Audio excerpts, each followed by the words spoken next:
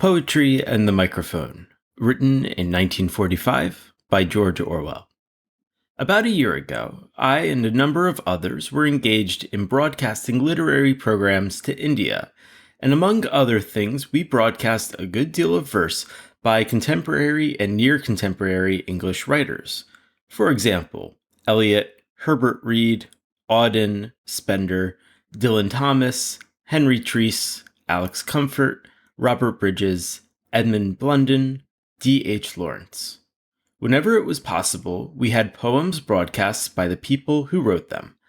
Just why these particular programs, a small and remote outflanking movement in the radio war, were instituted, there is no need to explain here.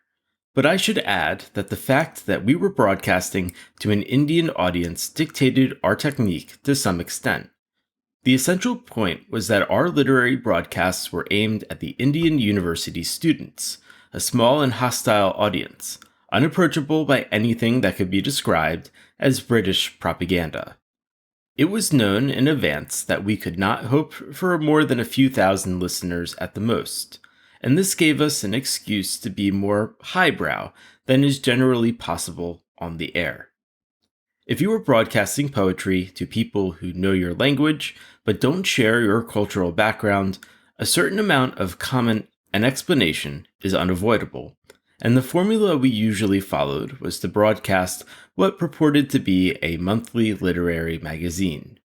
The editorial staff were supposedly sitting in their office discussing what to put in the next number. Somebody suggested one poem, someone else suggested another. There was a short discussion, and then came the poem itself, read in a different voice, preferably the author's own. This poem naturally called up another, and so the program continued, usually with at least half a minute of discussion between any two items. For a half-hour program, 6 voices seemed to be the best number. A program of this sort was necessarily somewhat shapeless, but it could be given a certain appearance of unity by making it revolve around a central theme. For example, one number of our imaginary magazine was devoted to the subject of war.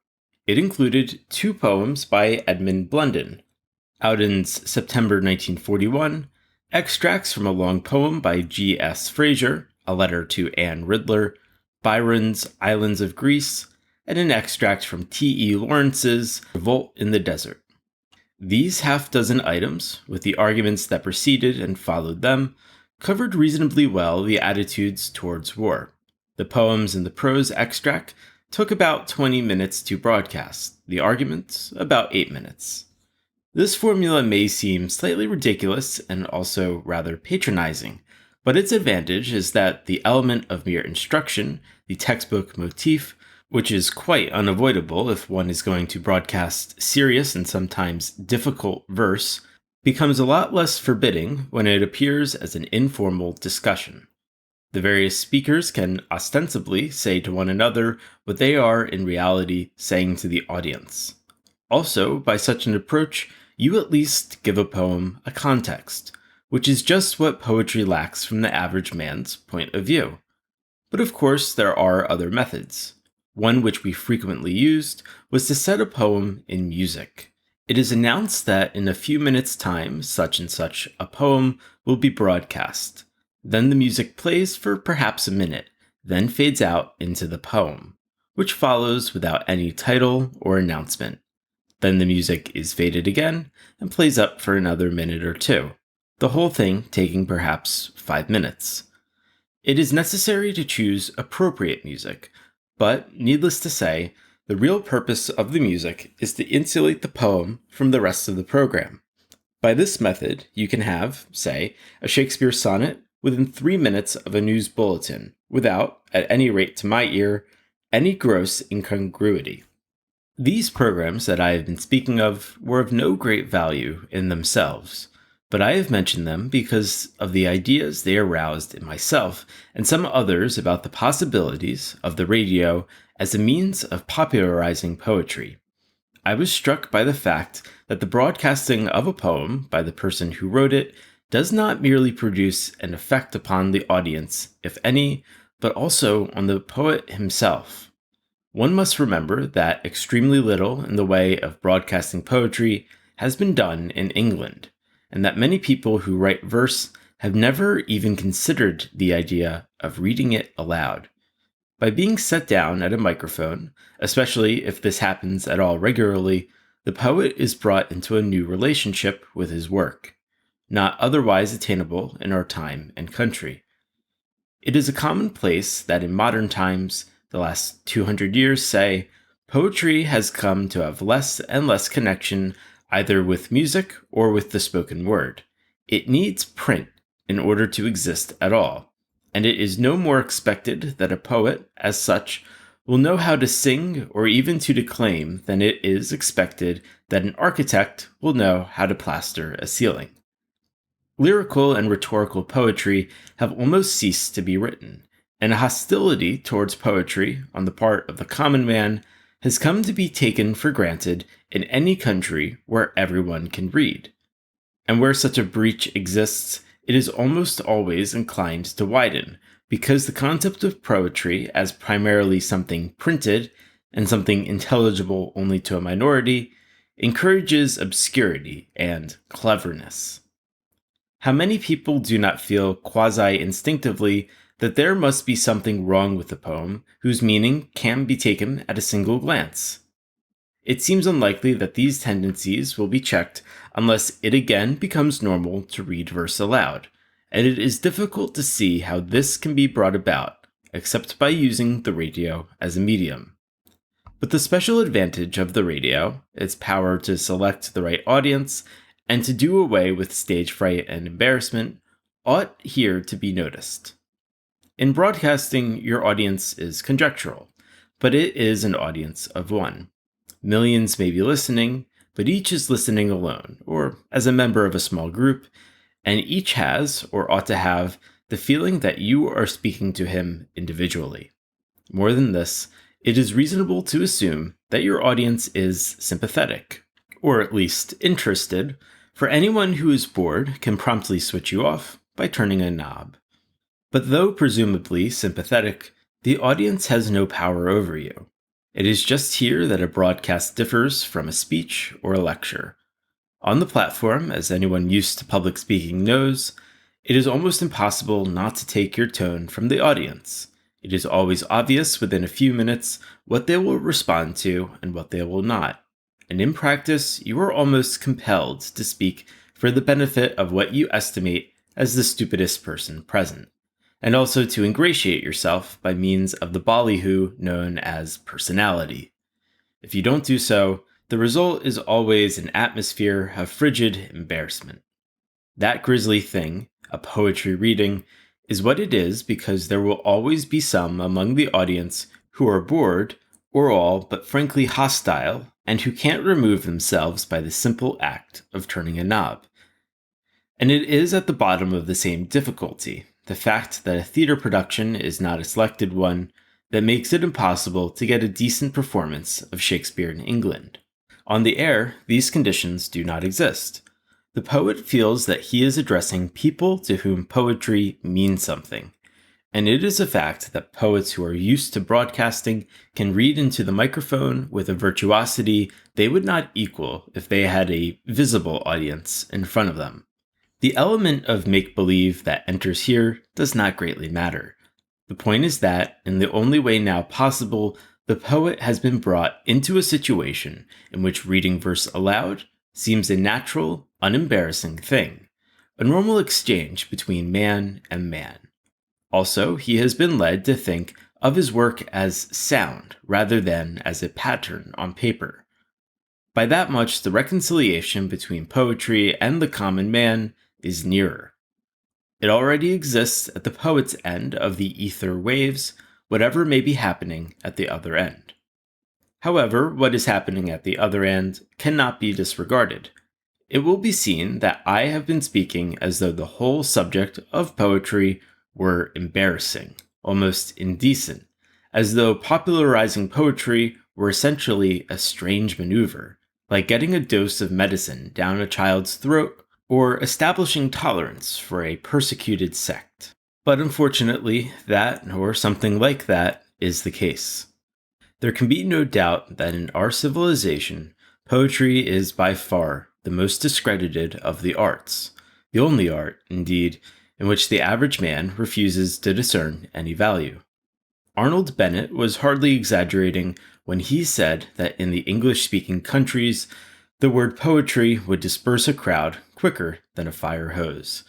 And as I have pointed out, a breach of this kind tends to widen simply because of its existence, the common man becoming more and more anti-poetry, the poet more and more arrogant and unintelligible, until the divorce between poetry and popular culture is accepted as a sort of law of nature, although in fact it belongs only to our own time and to a comparatively small area of the earth. We live in an age in which the average human being in the highly civilized countries is aesthetically inferior to the lowest savage. This state of affairs is generally looked as being incurable by any conscious act, and, on the other hand, is expected to right itself of its own accord as soon as society takes a comelier shape. With slight variations, the Marxist, the anarchist, and the religious believer will all tell you this, and in broad terms it is undoubtedly true. The ugliness amid which we live has spiritual and economic causes and is not to be explained by the mere going astray of tradition at some point or other. But it does not follow that no improvement is possible within our present framework, nor that an aesthetic improvement is not a necessary part of the general redemption of society. It is worth stopping to wonder, therefore, whether it would not be possible, even now, to rescue poetry from its special position as the most hated of the arts, and win for it at least the same degree of toleration as exists for music. But one has to start by asking, in what way and to what extent is poetry unpopular? On the face of it, the unpopularity of poetry is as complete as it could be. But on second thoughts, this has to be qualified in a rather peculiar way. To begin with, there is still an appreciable amount of folk poetry, nursery rhymes, etc., which is universally known and quoted and forms part of the background of everyone's mind. There is also a handful of ancient songs and ballads, which have never gone out of favor. In addition, there is the popularity, or at least the toleration, of good, bad poetry, generally of a patriotic or sentimental kind. This might seem beside the point if it were not that good, bad poetry has all the characteristics which, ostensibly, make the average man dislike true poetry. It is in verse, it rhymes, it deals in lofty sentiments and unusual language, all this to a very marked degree, for it is almost axiomatic that bad poetry is more poetical than good poetry. Yet, if not actively liked, it is at least tolerated. For example, just before writing this, I have been listening to a couple of BBC comedians doing their usual turn before the 9 o'clock news. In the last 3 minutes, one of the two comedians suddenly announces that he wants to be serious for a moment, and proceeds to recite a piece of patriotic balderdash entitled A Fine Old English Gentleman, in praise of His Majesty the King. Now, what is the reaction of the audience to this sudden lapse into the worst sort of rhyming heroics? It cannot be violently negative, or there would be a sufficient volume of indignant letters to stop the BBC doing this kind of thing. One must conclude that though the big public is hostile to poetry, it is not strongly hostile to verse. After all, if rhyme and meter were disliked for their own sakes, neither songs nor dirty limericks could be popular. Poetry is disliked because it is associated with unintelligibility, intellectual pretentiousness, and a general feeling of Sunday on a weekday. Its name creates in advance the same sort of bad impression as the word God or a parson's dog collar. To a certain extent, popularizing poetry is a question of breaking down an acquired inhibition. It is a question of getting people to listen instead of uttering a mechanical raspberry. If true poetry could be introduced to the big public in such a way as to make it seem normal, as that piece of rubbish I have just listened to presumably seemed normal, then part of the prejudice against it might be overcome. It is difficult to believe that poetry can ever be popularized again without some deliberate effort at the education of public taste, involving strategy and perhaps even subterfuge. T.S. Eliot once suggested that poetry, particularly dramatic poetry, might be brought back into the consciousness of ordinary people through the medium of the music hall. He might have added the pantomime, whose vast possibilities do not seem ever to have been completely explored. Sweeney Agonistes was perhaps written with some such idea in mind, and it would, in fact, be conceivable as a music hall turn, or at least as a scene in a revue. I have suggested the radio as a more hopeful medium, and I have pointed out its technical advantages, particularly from the point of view of the poet. The reason why such a suggestion sounds hopeless at first hearing is that few people are able to imagine the radio being used for the dissemination of anything except tripe. People listen to the stuff that does actually dribble from the loudspeakers of the world, and conclude that it is for that and nothing else that the wireless exists. Indeed, the very word wireless calls up a picture of either roaring dictators or of genteel, throaty voices, announcing that 3 of our aircraft have failed to return. Poetry on the air sounds like the muses in striped trousers. Nevertheless, one ought not to confuse the capabilities of an instrument with the use it is actually put to. Broadcasting is what it is, not because there is something inherently vulgar, silly, and dishonest about the whole apparatus of microphone and transmitter, but because all the broadcasting that now happens all over the world is under the control of governments or great monopoly companies, which are actively interested in maintaining the status quo, and therefore in preventing the common man from becoming too intelligent. Something of the same kind has happened to the cinema, which, like the radio, made its appearance during the monopoly stage of capitalism, and is fantastically expensive to operate. In all the arts, the tendency is similar. More and more, the channels of production are under the control of bureaucrats, whose aim is to destroy the artist, or at least to castrate him. This would be a bleak outlook if it were not that the totalitarianization, which is now going on, and must undoubtedly continue to go on in every country of the world, is mitigated by another process which it was not easy to foresee even as short a time as 5 years ago. This is that the huge bureaucratic machines of which we are all part are beginning to work creakily because of their mere size and their constant growth. The tendency of the modern state is to wipe out the freedom of the intellect, and yet at the same time, every state, especially under the pressure of war, finds itself more and more in need of an intelligentsia to do its publicity for it.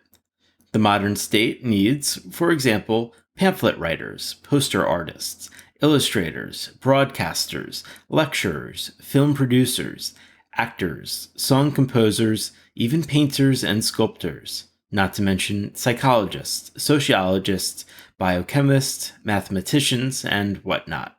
The British government started the present war with the more or less openly declared intention of keeping the literary intelligentsia out of it. Yet, after 3 years of war, almost every writer, however undesirable his political history or opinions, has been sucked into the various ministries or the BBC, and even those who enter the armed forces tend to find themselves, after a while, in public relations or some other essential literary job. The government has absorbed these people, unwillingly enough, because it found itself unable to get on without them. The ideal, from the official point of view, would have been to put all publicity into the hands of safe people like A.P. Herbert or Ian Hay. But since not enough of these were available, the existing intelligentsia had to be utilized, and the tone, and even to some extent the content, of official propaganda have been modified accordingly. No one acquainted with the government pamphlets, ABCA, the Army Bureau of Current Affairs, lectures, documentary films, and broadcasts to occupied countries which have been issued during the past 2 years imagines that our rulers would sponsor this kind of thing if they could help it. Only, the bigger the machine the government becomes, the more loose ends and forgotten corners there are in it. This is perhaps a small consolation, but it is not a despicable one. It means that in countries where there is already a strong liberal tradition, bureaucratic tyranny can perhaps never be complete. The striped-trousered ones will rule, but so long as they are forced to maintain an intelligentsia, the intelligentsia will have a certain amount of autonomy. If the government needs, for example, documentary films, it must employ people specifically interested in the technique of the film, and it must allow them the necessary minimum of freedom. Consequently, films that are all wrong from the bureaucratic point of view will always have a tendency to appear. So also with painting, photography, script writing, reportage, lecturing, and all the other arts and half-arts of which a complex modern state has need. The application of this to the radio is obvious. At present, the loudspeaker is the enemy of the creative writer, but this may not necessarily remain true when the volume and scope of broadcasting increase. As things are, although the BBC does keep up a feeble show of interest in contemporary literature, it is harder to capture 5 minutes on the air in which to broadcast a poem than 12 hours in which to disseminate lying propaganda, tinned music, stale jokes, faked discussions, or what have you. But that state of affairs may alter in the way I've indicated, and when that time comes, serious experiment in the broadcasting of verse, with complete disregard for the various hostile influences which prevent any such thing at present, would become possible. I don't claim it as certain that such an experiment would have very great results. The radio was bureaucratized so early in its career that the relationship between broadcasting and literature has never been thought out. It is not certain that the microphone is the instrument by which poetry could be brought back to the common people, and it is not even certain that poetry would gain by being more of a spoken and less of a written thing. But I do urge that these possibilities exist, and that those who do care for literature might turn their minds more often to this much despised medium, whose powers for good have been perhaps obscured by the voices of Professor Joad and Dr. Goebbels. Thanks for listening.